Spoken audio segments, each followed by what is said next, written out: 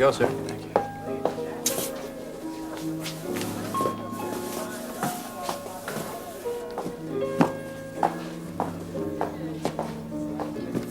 Hey, Ross.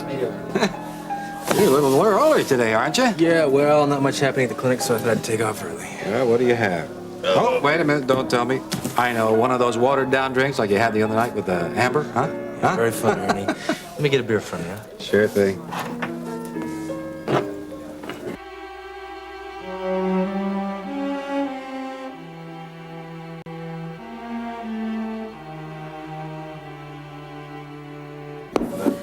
Excuse me. I'll be right with you.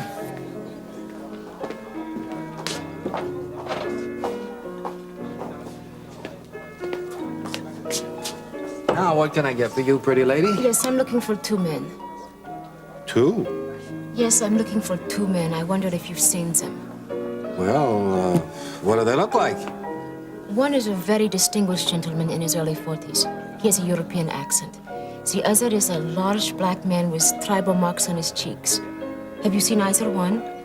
Well, can't say as I have. How about you, Russ? No, I just got here a few minutes ago myself. No, I haven't seen anybody like that, though. Can I get you something, miss? Yes, do you have an in-house phone? Sure do. May I use it, please? Sure thing. Thank you.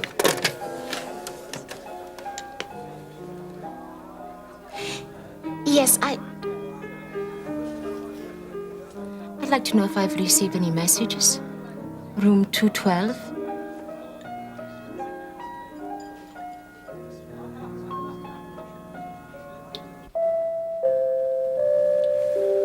I'll get him, Mrs. Lucas. Wonder who on earth this is. We need to talk to you, Jeremy. Mr. Carpenter. You know Dave Phillips? Yes, but what happened to you? Well, I don't know how to tell you this exactly, but the Dar es Salaam Bible's been stolen. What?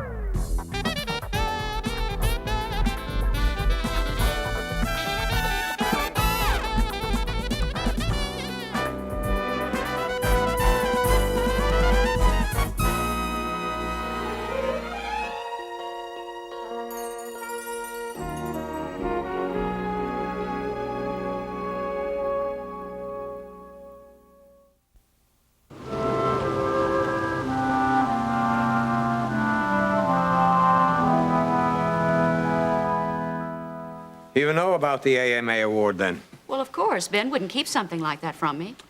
Oh, I should have known. So tell me, what's Ben's decision?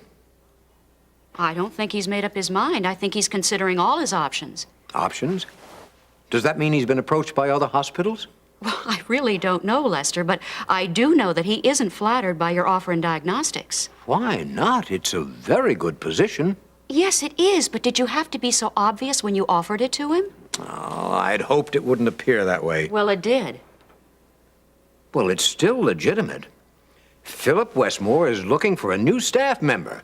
And when I suggested Ben, he was very enthusiastic. Don't tell me you weren't motivated by the $25,000 grant from the AMA or the prestige it will bring Kingsley General. I would not have offered the position to Ben if I didn't think he was qualified. Contrary to what some people think, I am interested in the welfare of our patients. If I didn't think that Ben could offer them the kind of care they deserve, I would not have made the offer. Well, you have to admit, Lester, it seems you want Ben back because of the prestige and the money that award's going to bring. All I can say is that having Ben back on staff here would be a big plus because of his dedication and sincerity.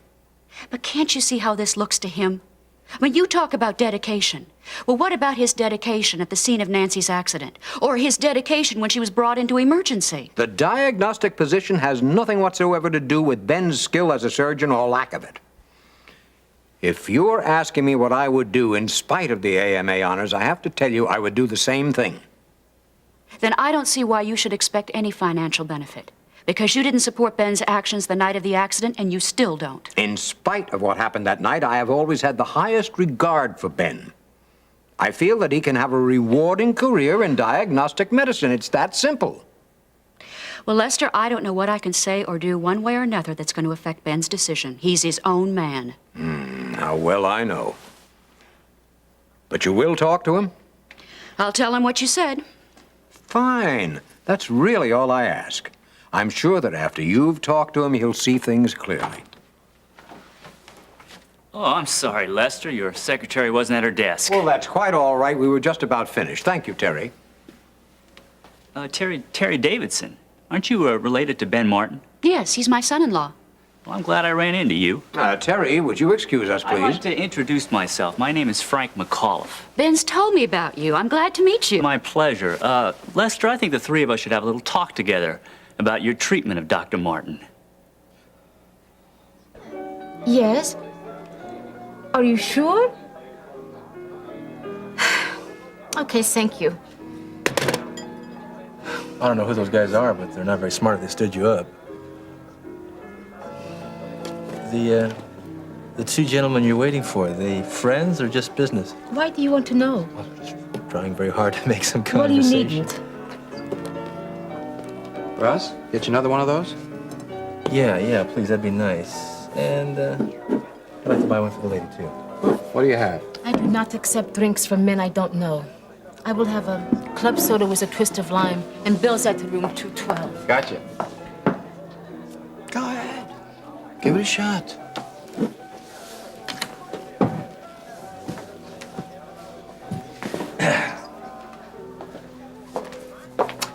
I hope I wasn't out of line. I was just trying to be friendly. My name is Russ. Russ Weaver. Now that you know my name, maybe I can buy that drink for you now. Here you go. Well, I tried. This is yours, Russ. Thank you, Ernie. And this one is for you, Princess. What did you call me? Princess? Hey, don't get mad. It's a compliment. Every pretty girl that comes into this place is a princess to me. Oh, I take it you don't like compliments. I don't think that is any of your business. But I thought it was cold outside. Look, I really don't mean to bother you. It's just that you're a very beautiful woman. And you look like you're troubled, and I thought I might try to help out, that's all. It isn't necessary. You going so soon? Yes, I have people to find. Well, maybe some other time. No, huh? I think not.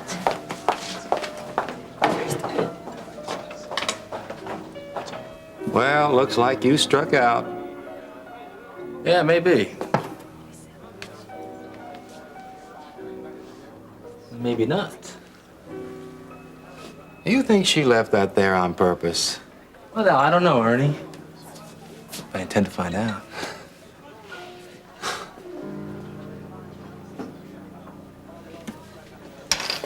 The Bible was stolen. How? When? It was early this afternoon. At the museum. No, at the Chesterfield Clinic. The Chesterfield Clinic. What was a valuable item like that doing in such a neighborhood? Well, I asked Jeremy to bring it to the clinic so I could take a look at it. You see, I had the Bible taken right to the museum from Kate's safety deposit vault. I know all about that. What I don't understand is why it left the museum. Because Dr. Phillips asked for it. He wanted to look through it before the auction. You know, it is his Bible, Mr. Carpenter. Well, I certainly hope you had a good chance to look at it. That kind of talk, Mr. Carpenter, isn't going to help anything. Well, I wish somebody would tell me what happened. Well, while I was showing the Bible to Dr. Phillips, one of the patients pulled out a gun and he demanded the book. One of the patients. And to think that my grandson lives in that environment. Mr. Carpenter, this kind of thing doesn't happen every day. It didn't have to happen at all. You know, Jeremy, I'm very disappointed in you. You knew exactly how important this item was to the auction. Now, what about the police? Did you see the one who took this? Well, actually, there were two of them. One was already there by the time I got to the clinic, and the second one came in after the first one pulled his gun. Now, I doubt very seriously if these were patients. Somehow it seemed that they both knew that the Bible was there. Well, perhaps they came into the clinic to steal drugs, saw the Bible, and decided to take No, that. I don't think so. The second guy said the Bible's worth a lot more than we thought it was. He knew exactly what he was doing. Well, what did the police say? Well, they said they would check it out. And were you able to give them a description of both men? Yes, we were, but so far there's no record. Well, I still say it was very, very foolish to ever let that very important item out of the museum. Mr. Carpenter, if anybody should be upset about this, it should be me. The money from the sale of that Bible was to go to the clinic. I know that, but it was also to be the featured item in our auction. I suppose it's possible to get some decent press out of it still, get some good publicity for the auction. Now what? I'll get that, Uncle Charles. Thank you, Courtney. Miriam! Hi, Courtney. Hi. Oh, I came by at a good time. Hi. Oh, I hope I'm not interrupting anything. Am I, Daddy? Well, you're going to hear about it soon enough, so I might just as well tell you the Dar es Salaam Bible was stolen. Isn't that the Bible you're going to auction off for the clinic? Yes. Oh, no. What happened? I'd just as soon not go into any more details on this, if you don't mind. Jeremy, are you all right? Were you hurt or something? Yes, Jeremy did everything he could to stop the two men, but one of them hit him with his gun. But are you all right? Thank you, I'm okay. Well, the whole point is that the Dar es Salaam Bible has been stolen, and we probably won't ever see it again. I hope you two will excuse me. I think we'd better go, too. Well, listen, before you go, can we get you anything? Some coffee or tea? No, thanks, Miriam. Thank you. Maybe some other time. Yeah, another time, maybe. If there's anything I could do to help, let me know, please. Sure. Bye, Mary. Bye. Well, this certainly has been some day. I didn't even get a chance to tell my father the good news. Courtney, are you all right? No, Miriam, I'm not all right. Why? What's wrong? What is it? Well, on top of all of this, I saw Peter today. I told him I still love him. Then you don't know if Ben will return to Kingsley General Hospital or not. Quite frankly, I don't. But I do know that he's considering everything very carefully. Well, as well he should. You know, you have a very fine son-in-law, Terry. Well, thank you. I think so. Well, if you'll excuse me. Certainly. I'll stay in touch on the ICU workshop. Fine. It's nice meeting you. Nice to meet you. You know, I'm very pleased with your staff, Lester. But I'm a little surprised that you have such little regard for them. Well, now, if you're making that statement based on my treatment of Ben Martin, you're making a false assumption. Am I? You know, you and the AMA staff think that Ben performed a miraculous piece of surgery, and I agree. But that surgery was performed by a surgeon who had only 80% use of his right hand. Now, supposing it had not been successful, Nancy Lawson would have lost the use of her voice at best, and possibly her life. Now, I made some very difficult decisions. Decisions that I would make again given the same set of circumstances. Well, as hospital administrator, you have the right to make those decisions. No, thank you for that. Lester, my investigation has nothing to do with right versus wrong, although I think that you and Ben Martin both believe that it does. Under very difficult conditions, Ben Martin performed surgery, nothing short of miraculous, and saved a woman's life, as well as her voice. We believe his achievement warrants merit. I'm not taking issue with that.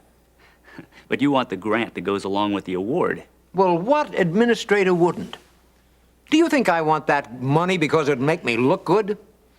I want it because I believe we have the finest staff anywhere and the best facilities right on a par with any of them. That's what that money would go for, every penny of it, and that's why I want it.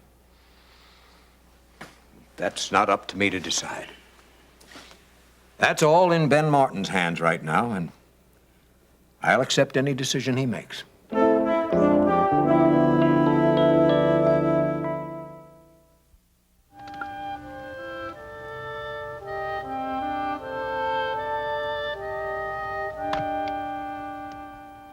You told Peter that you still love him?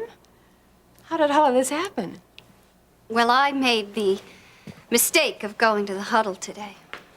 Oh, and Peter was over there. Yeah. I wanted to leave, but, well, his friend Gary came over, and then next thing I knew, Peter was standing next to me. Ah, I see. That must have been rather difficult. I wanted to lie to him. I really did. I just couldn't. So how did you leave it? I told Peter that I'd made a decision, and my feelings didn't matter. He had no place in my future. Courtney, you don't really believe that. I know Miriam, you don't. I've had a lot of time to do some thinking, and there's just no way that Peter and I can be together. For my mother's sake, and for my father's, I belong with Vaughn. Courtney, now listen, I don't want to hear any more Miriam, about this. I've thought this all through. Now, I know you're not going to like this, but I've made a decision. I'm going to marry Vaughn even sooner than he thinks. And I'm going to have a baby.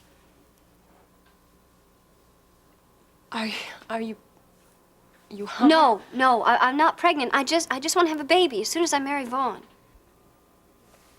You mean you really believe that having a baby will make a marriage work? A marriage that you don't even want? Miriam, it's worked for other couples. Why can't it work for me? I want kids. I've always wanted kids. I guess it's because I'm an only child. As for Vaughn, I can learn to love him. Miriam, I want to work at making a family. I wish I could tell you I think what you're doing is right, but I can't. Miriam, it's the only way. Okay, just listen to me. I think you should think over your decisions before you act on them. And just for the moment, don't say anything to Vaughn about wedding dates or children or anything, please. Not yet. Just give yourself this chance to think things through. I have thought things through. Courtney, then what about Peter? I have no future with him.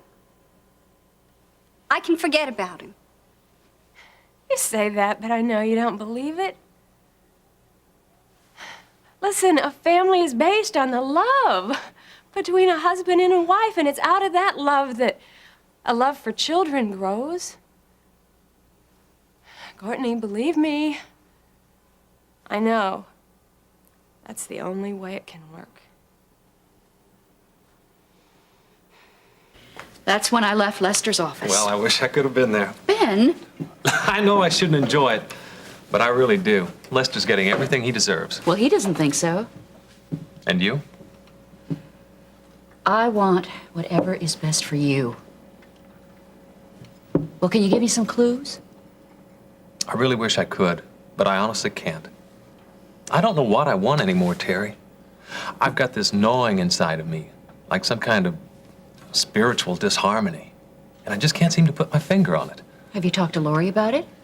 Yeah, she thinks it'd be great if I forgive Lester and go back to the hospital. But I think going back to Kingsley General wouldn't make me happy. You know, it's almost as if this ordeal with Nancy brought something to the surface. More and more, I'm beginning to realize she's the symptom, not the cause of my unrest. Especially now with everything resolved, I don't know what'll make me happy, Terry. I really don't. But I do know going back to Kingsley General is not the answer.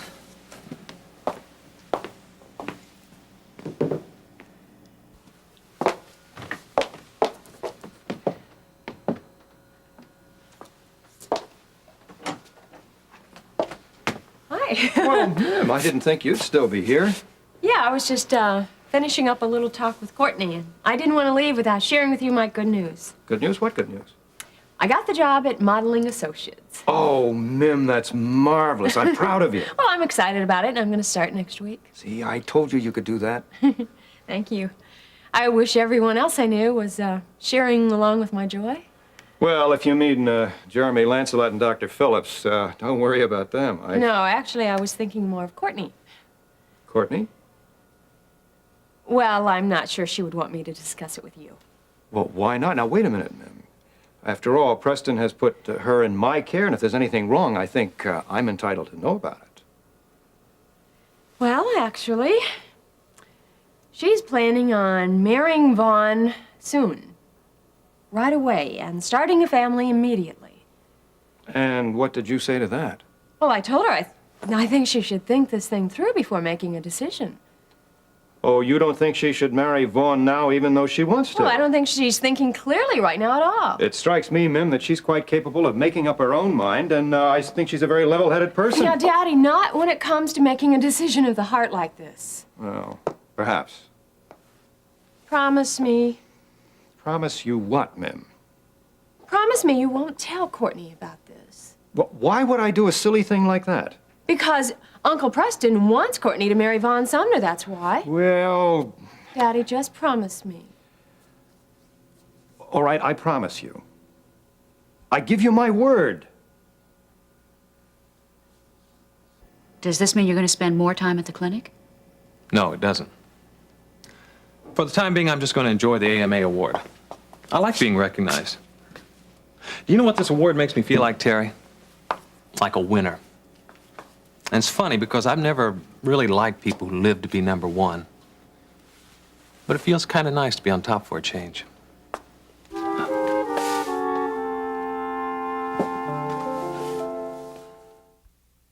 See you later.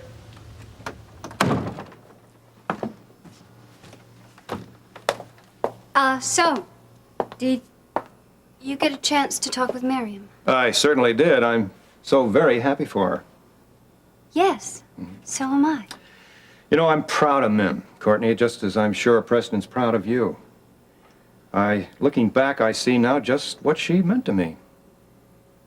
Really? You know, I don't think most couples realize what a child means to them. Helen and I were having, well, one or two serious problems before Mim came along, and she absolutely just changed everything. Did she? Mm-hmm. Brought us closer together, for one thing. Made me realize just how important families really are. You know, so many marriages could be saved if the couple would take on a common responsibility other than each other. And a child can certainly do that. I think you're right, Uncle Charles. Oh, I know I'm right.